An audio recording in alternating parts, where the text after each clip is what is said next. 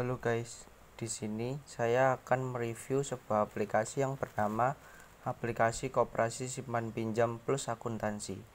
Aplikasi ini berguna buat kalian yang memiliki koperasi simpan pinjam sendiri.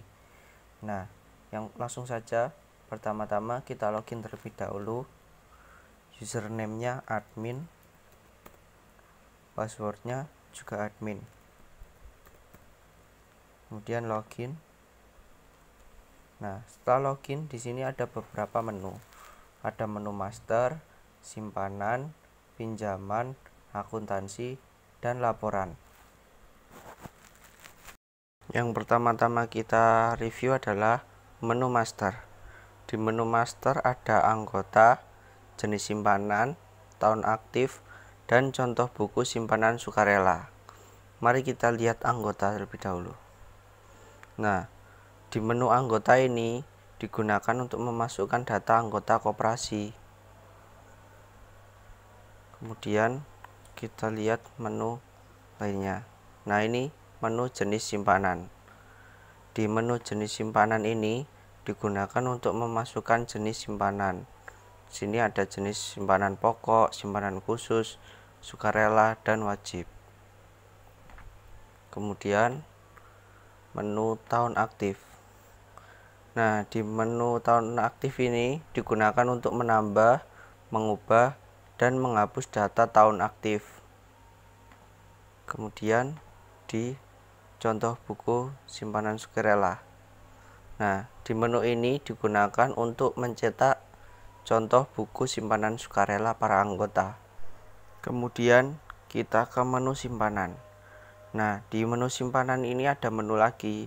Ada menu billing simpanan, lihat billing, pembayaran simpanan pokok wajib, pembayaran simpanan pokok wajib kolektif, rekening simpanan sukarela, pembayaran simpanan sukarela, pengambilan simpanan sukarela, hitung bunga, cetak sampul, cetak buku, cetak simpanan sukarela, pengambilan simpanan pokok wajib. Mari kita lihat billing simpanan terlebih dahulu. Nah, di billing simpanan ini digunakan untuk membuat billing simpanan pokok, wajib, dan saldo awal para anggota. Kemudian kita lihat menu lihat billing.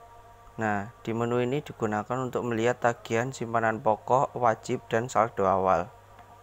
Kemudian kita lihat pembayaran simpanan pokok wajib. Nah, menu ini digunakan untuk pembayaran simpanan pokok, wajib, dan saldo awal. Kemudian kita lihat di menu pembayaran simpanan pokok wajib kolektif. Nah, menu ini digunakan untuk pembayaran simpanan pokok wajib anggota secara kolektif. Kemudian kita lihat di menu rekening simpanan sukarela. Nah, menu ini digunakan untuk membuat rekening simpanan sukarela para anggota. Kemudian kita lihat pembayaran simpanan sukarela. Nah, di menu ini digunakan untuk pengisian simpanan sukarela. Kemudian kita lihat lagi pengambilan simpanan sukarela. Di menu ini digunakan untuk pengambilan simpanan sukarela. Kemudian kita lihat hitung bunga. Nah, di menu ini digunakan untuk perhitungan bunga simpanan sukarela. Kemudian kita lihat cetak sampul. Nah, di menu ini digunakan untuk mencetak sampul buku simpanan sukarela. Kemudian kita lihat cetak buku.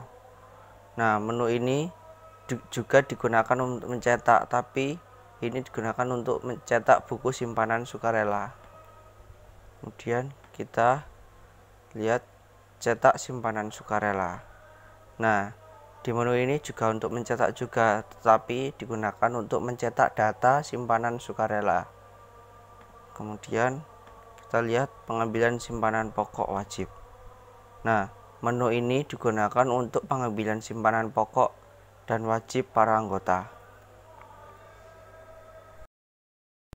Oke, selanjutnya kita ke menu pinjaman.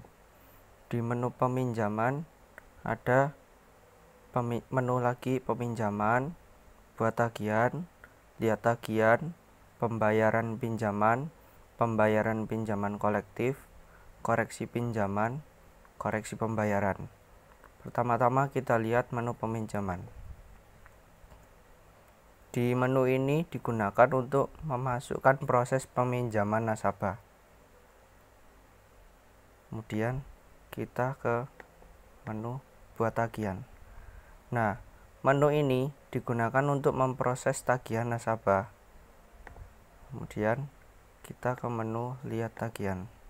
Nah, di menu lihat tagihan ini digunakan untuk melihat tagihan nasabah.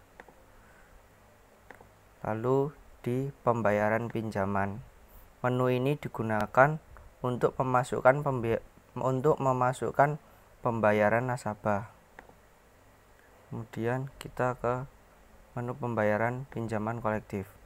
Nah, menu ini digunakan untuk pembayaran pinjaman kolektif nasabah.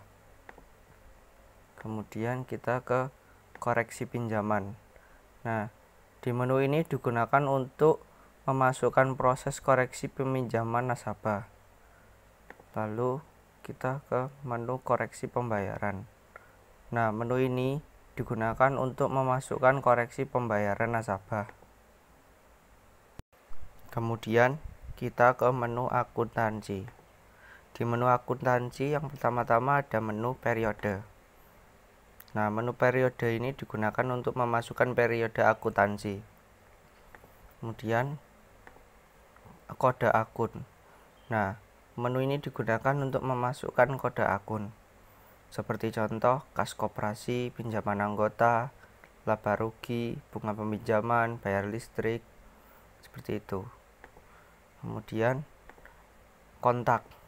Nah, menu ini digunakan untuk memasukkan kontak pelanggan ataupun kontak anggota.